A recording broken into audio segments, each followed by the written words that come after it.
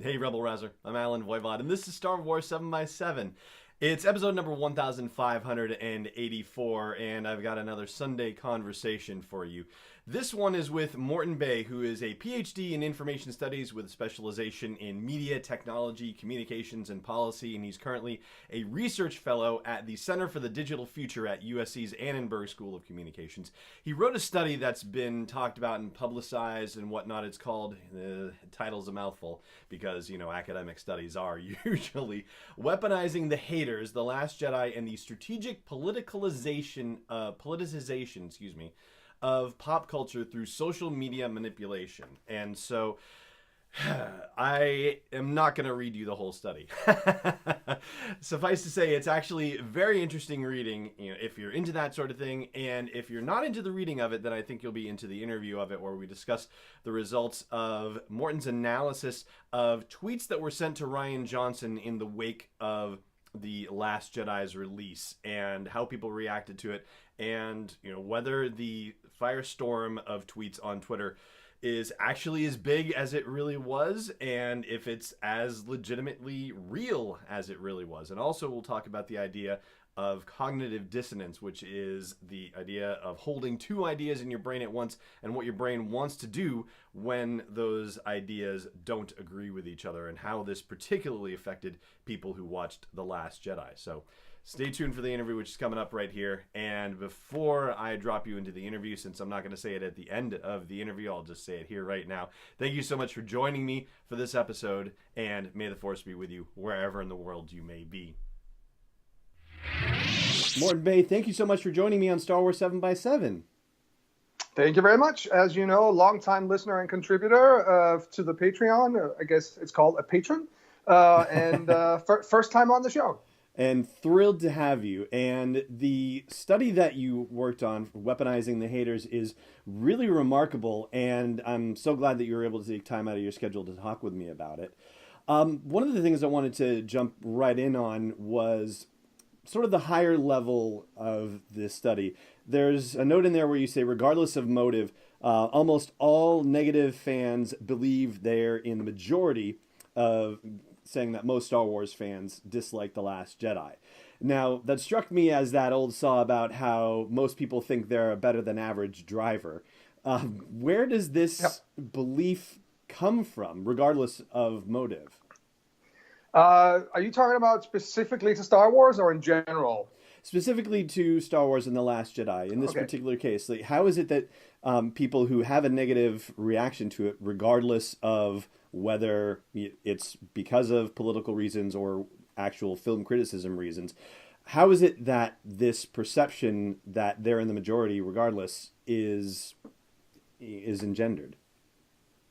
It's kind of interesting. I think a lot of it comes from the times that we live in, to be fairly honest. I think it's we live, this whole post-truth era that people are talking about, where the idea of factuality and information is kind of a little bit up in the air and getting redefined. And I think because of the way that social media works in particular, we're able to sort of ensconce ourselves in these filter bubbles, as some people call them, or echo chambers, where a lot of people only hear from friends that they are, fellow Star Wars fans that agree with them. And so they are very often confirmed in their beliefs that their certain opinion is sort of the widespread one. I once, right after that study came out there, I got an email from a fan in New York who said that he had spoken to at least 60 or 70 people in New York who totally agree with him. So I must be totally wrong when I'd looked at 967 accounts.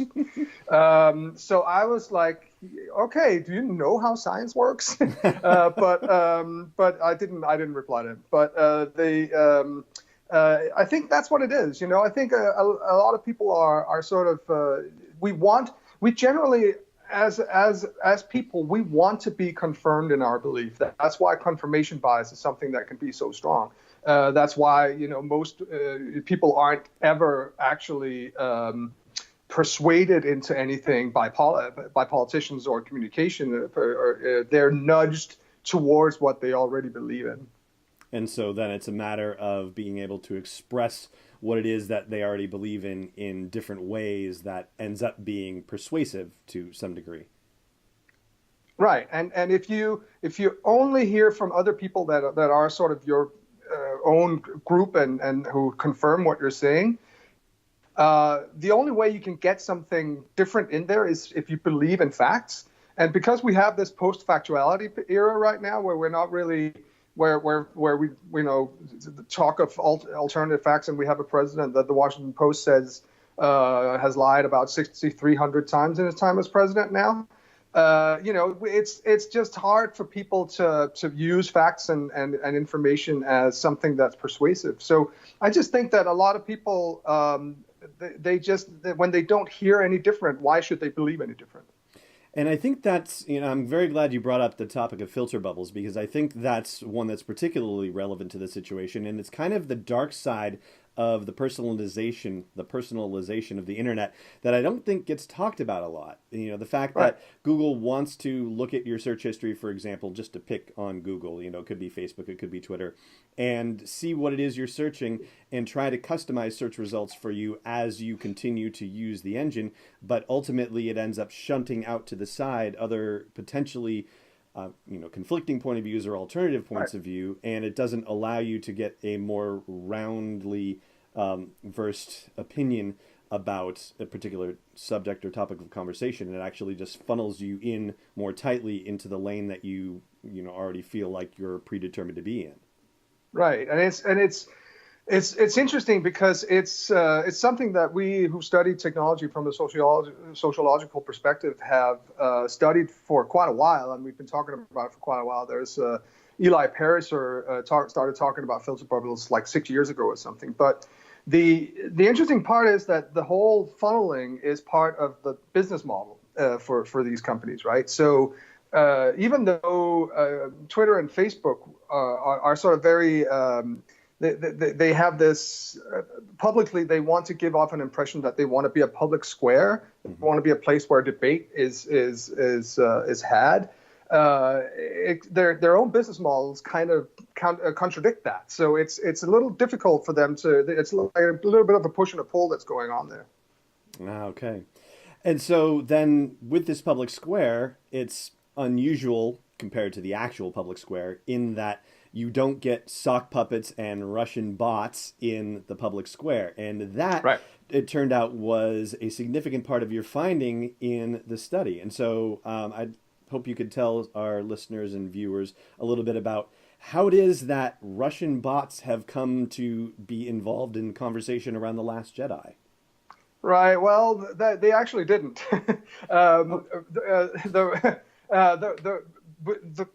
There's been a lot of talk about Russian bots, right? Especially with this study, but we actually don't, or I don't say anything about Russian bots. A bot is a somewhat automated account that basically just, it's basically based on some kind of algorithm that reacts to social media content that's already out there. And I found 11 of those amongst the 967 accounts that I looked at. And none of them appeared to be Russian. So when you see headlines around everywhere that says something about Russian bots, I'm like, okay.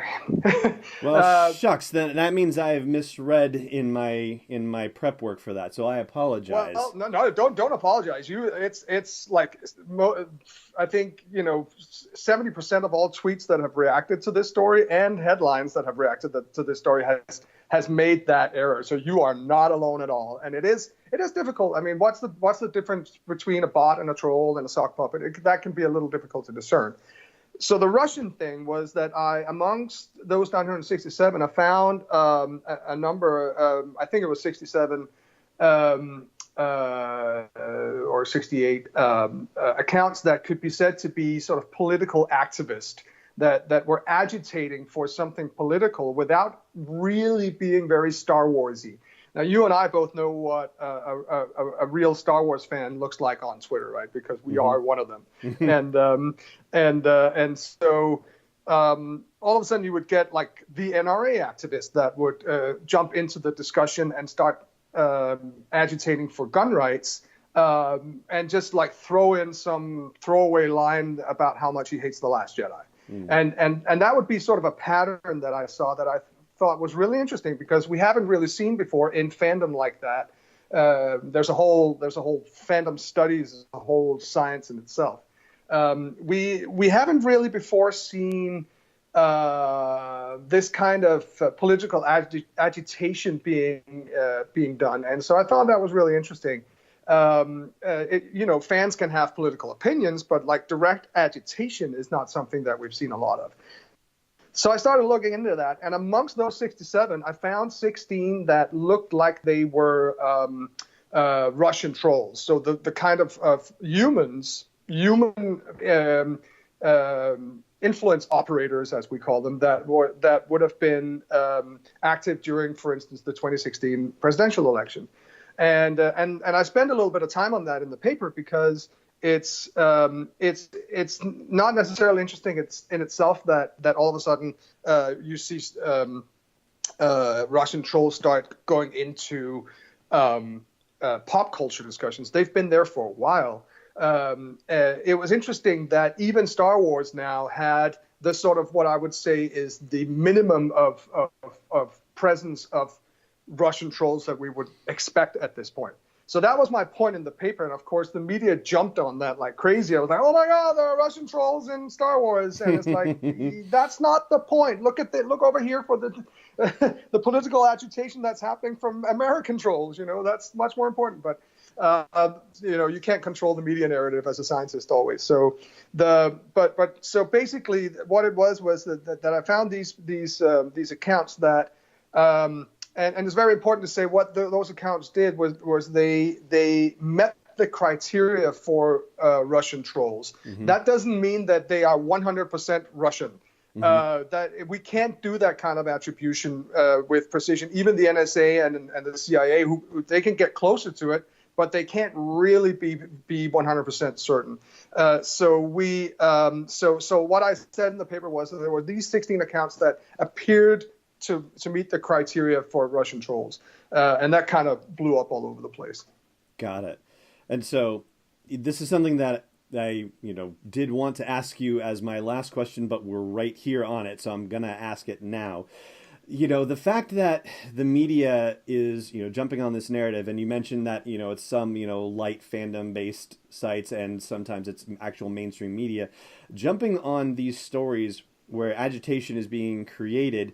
And, the media recognition of it almost legitimizes it to a larger degree than it should necessarily be legitimized. How, as a, garden variety person, should we react to this sort of thing? How should we, should we be destroying all media sources? I mean, obviously that's not the answer, but right. And throwing your Twitter out the window is not the answer either, going right. Like Howard Finch and going, I'm mad as, these are not answers. But in this day and age, what is a well-reasoned response? I love the network reference there. I think a lot of your younger listeners will not get that one, probably. Anyway, it's TV, kids. TV. It's like a box with pictures in it. Anyway. So I guess you'll have to come back to me for a concrete answer to what to do with it, because that's something that we are discussing in my field right now. Like there are tons of solutions and people looking at this right now from journalistic angles, from social media studies angles, which is where I am situated right now. And but what I can say, and this is something that I've actually been working on with Bethany Lacina, who's a University of Rochester political scientist or professor of political science at the University of Rochester. Who also did a Last Jedi study and published it about a week before I published mine, and she did it in the Washington Post. And we've been working together on a paper after Wendick got fired from the Marvel comic books, right? Because what we saw there, we're both very interested in this whole sort of how social media impacts the real world. And we're also both interested in pop culture. So the whole Chuck Wendig thing seemed kind of interesting to us. And what we found, I can't. It's still under peer review, so I can't tell you a lot about it because some of these things will likely change after the peer review. Mm-hmm. But I can tell you some give you a little bit of snippets from our empirical research, which shows that we compared the tweets the tweet storm surrounding Roseanne Barr when she got fired for her racist tweet mm-hmm. by ABC, and then Chuck Wendig's firing and the tweet storm that came right after that. And what we could see was that even though they both got enough notoriety to, be dismissed because of it, the one that happened around Chuck Wendig has a substantially larger number of bots, and here we're talking actual bots, not trolls, mm-hmm. that amplified, as we say, the message. And so on top of that, there was what we call influencer amplification, which is a lot of right-wing people like Ben Shapiro and Ethan Van Sciver from the whole Comicsgate thing.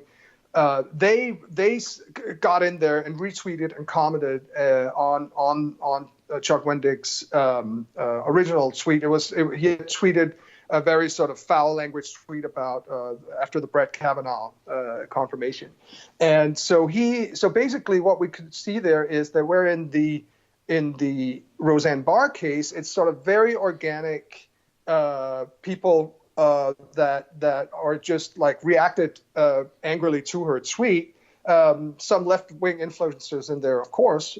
What we see with Chuck Wendig is that it's much more of a system. It's much more systematic. It's like basically on the right now, and this is probably going to be our main takeaway from the paper, is that on the right, in American politics right now, you have this machine that you can feed stuff into, and then it creates artificial outrage. Now, when I say machine, I don't mean an actual machine. It's a metaphor for a system of Twitter influencers and bots. Mm-hmm. But basically, you feed something in, and what comes out at the other end is this massive amplification of anger and outrage that then feeds into the media, and then you get even more amplification. And so that's kind of interesting because that's something that the left in American politics doesn't really have. And that's that's kind of the overall work that we're looking at. And it goes back to what you were saying before about what we should do, because there are like two things from my research and from Bethany's research that kind of stand out in that sense, and that is just media literacy and awareness. Mm-hmm. Just be really conscious that if you see something going crazy on Twitter, if somebody is really, really angry, or you see a lot of tweets about the same thing, it might be manufactured. It might be artificial, and it might be somebody who's trying to push a political agenda, either left or right. We used to say, don't believe everything you read in the newspaper. I think the same goes for social media today. And perhaps only more so. Right. One other question I had for you, and I know we are limited on time. I'm very grateful that you've been able to make the time in your schedule today. One of your findings about the people who were particularly outraged about The Last Jedi, and actual people who were outraged about The Last Jedi, has to deal with their own political leanings and the idea of cognitive dissonance. I love being able to talk about psychology subjects. Yes. So, for the layperson, could you please explain cognitive dissonance in general, and then the application of it in the case of The Last Jedi? Right. Well, you're the one with the education in psychology and sociology, so you'll have to correct me if I say something wrong here. But since I come out of sort of a media and communications background and information, for me, cognitive dissonance is about attitude adjustment because of cognitive dissonance. So it's like the thing that I find interesting is when we change our behavior because of cognitive dissonance. Cognitive dissonance in itself is when you have two conflicting ideas in your head at the same time. That's sort of the very brief explanation. It's basically this idea that for instance, if you know something to be true, but something is right in front of you that says that what you have in your head is not true, and it's a source that's valid enough for you to believe it, then all of a sudden you have this cognitive dissonance. You have two things that just don't that don't fit together in your head, and you have to believe both of them. So that's that's cognitive dissonance. Then there's this guy Leon Festinger who put forth a communication theory about how that can force us, cognitive dissonance can force us to change our attitudes and behaviors by and a classic example is that if you are paid a substantial amount of money, if you're paid a not so substantial amount of money to go talk on something or give a talk on something somewhere, and that you don't really believe in, you can't just say, "Oh, I'm just doing it for the money. Why am I doing this?" Mm-hmm. And that might end. This is what Festinger says, at least. That might actually lead to you starting to believe what you are saying. You might want to start, even though you at the beginning did not believe it. You want to start believing it because just to alleviate this cognitive dissonance in your head. And so So what I'm saying is, because I think it's basically what's happening in our society writ large right now. I think a lot of people are seeing they're faced with some things in society right now that they can't really get to grips with. But on the other hand, they also have some strong held beliefs that they've had their entire lives. And so they're trying to figure out what to do with that. But I think a lot of attitude change happens. One of the things that happen, for instance, is to stop believing the media. Because, hey, let's say I've been a conservative my entire life, and I have very conservative values. Now, all of a sudden, conservatives are being very irrational and saying things that are blatantly untrue. But it's the media who's saying that it's untrue. So I guess I have to disbelieve the media, though I did believe the media before. So that's where sort of the media part of it comes in for me, is this idea that, it can't be right that this is in a certain way because my beliefs are so strong. So I'm going to change my belief and attitude towards something that I would normally not have believed. In Star Wars, I found that to be interesting. That was actually what motivated the study that ended up me finding all this political agitation. What motivated that was originally this thing that I saw, which is kind of ties back to the example I gave you before with the email that I got from the guy in New York who's like, mm-hmm. How can it be that everybody around me hates The Last Jedi, and I am and the media and all these facts are saying that it's a huge success, like $1.6 billion in revenue, or the fact that it's, the number one, I think still the number one Blu-ray from 2018. Mm-hmm. How is it that, and so they come up with all these crazy ideas that, it's a some kind of conspiracy, or that Lucasfilm is pushing some kind of social justice agenda, which they are, but not in a way that is sort of overtly political, just in a way that's that they've always done, And so there's just like this. They change their attitudes to think about to get something in there that isn't really there, because the alternative would be cognitive dissonance. Right. And then, similar to also what we were talking about with filter bubbles and about, the echo chamber idea of, wanting to stay in the lane that you're already in. Right. Your natural predilection is to look at that cognitive dissonance situation and say, well, the brain naturally wants to resolve the dissonance and get back Correct. to, a harmonic situation. But yes. At the same time, the ego also wants to defend itself and say what it is that I think is right. And so the solution to the dissonance has to be, generally speaking, directed at the outside. Well, how can I, change what I'm seeing out there in order to interpret it in a way that aligns with what I already believe or what my ego already believes?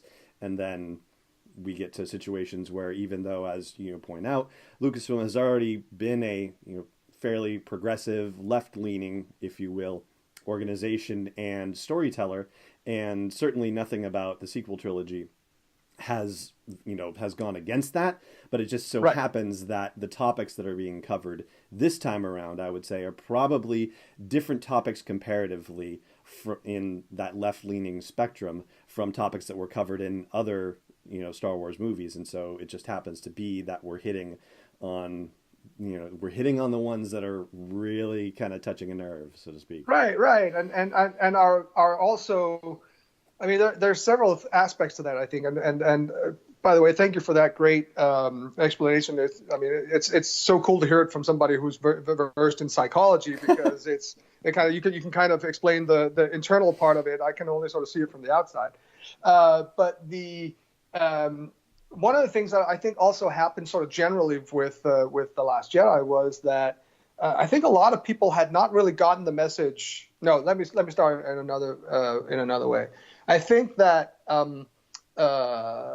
first of all, we have to remember that The Last Jedi is the first Star Wars movie in the Trump era. Mm-hmm. It's the first movie to come out after Trump got elected, and so I think a lot of people, first of all, have felt more empowered to be more vocal about what they felt about it, in ways that they maybe not have wanted before. This whole sort of coarseness of the discourse or harshening of the dialogue that Trump has caused. I think that's part of it. But I also think that for the cognitive dissonance part, that a lot of people have come up with Star Wars not being at a time when they were not political yet, and then in between the prequels, somewhere between the prequels and the sequel trilogy, they grew up and they went through perhaps a whole process of politicization during the lead up to Trump's election. And all of a sudden, they then, right after Trump got elected, walk in and see this movie that's, in line with the rest of the Star Wars universe, talks about war profiteering and has a strong stance on female empowerment. And so I'm just I think maybe people were just shocked, and I think that might be one of the places where the cognitive dissonance sets in. That wait a minute, isn't this supposed to be something else? It must be because somebody is doing something to it that really isn't there. And you're opening doors for further conversation here as well. And I think what I'm going to have to do, because I know, again, that we are tight on time and you have other appointments that I have to get you to. So we're going to cut it here. And hopefully, perhaps when the paper that you're working on with Bethany Lucina comes out, perhaps we can have the two of you on the show together. We can talk about that and we can dig into a couple of other topics as well. That sounds great. Love to. Well, again, Morten Bay, thank you so much for taking the time out of your day to talk with me about this, and congratulations on getting the study out and all the tremendous positive response for it. It's been, it's a very enlightening read, and I highly recommend it to all of our listeners and viewers. Morten, thank you so much again for your time. Thanks for having me. This podcast is not endorsed or sponsored yet by Lucasfilm Limited, Disney, or 20th Century Fox, and is intended for entertainment and information purposes only. Star Wars, the Star Wars logo, all names and pictures of Star Wars characters, vehicles, and any other Star Wars-related items are registered trademarks and/or copyrights of Lucasfilm Limited or their respective trademark and copyright holders. May the force be with them. All original content is copyright 2018, Star Wars 7x7. We hope you love it.